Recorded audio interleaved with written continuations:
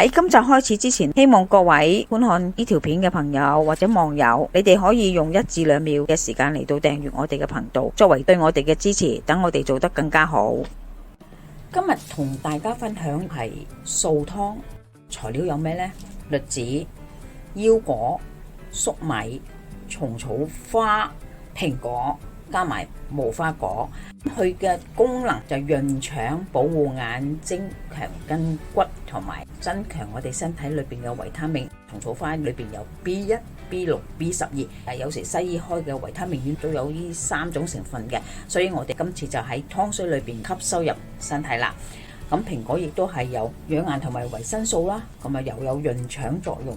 呢個湯煲起嚟呢，都係好潤嘅，幾煲嚟飲下就知道講嘅嘢係唔會呃你哋嘅。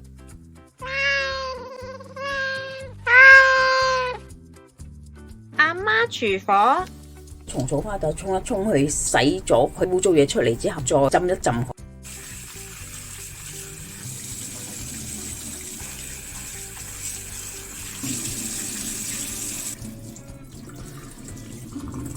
咗乾淨之後呢，啲水係要翻㗎吓。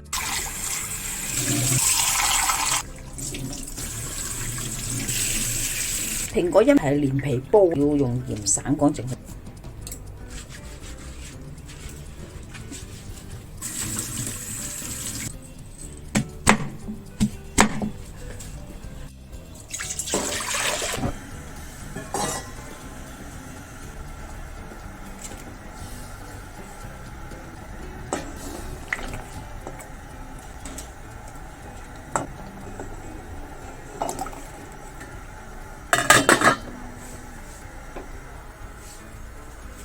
準備咗1碗水先嚟處理嘅蘋果，佢氧化快過嚟完成。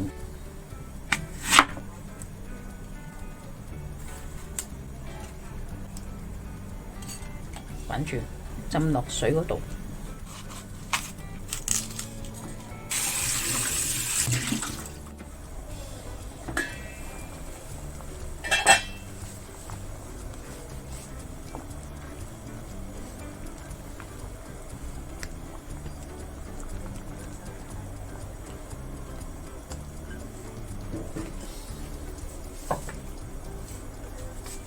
就加入啲蟲草花啦，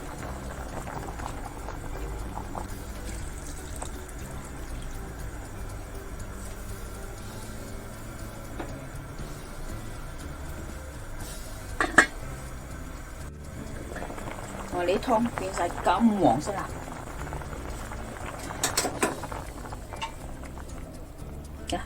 哇，幾咁紅！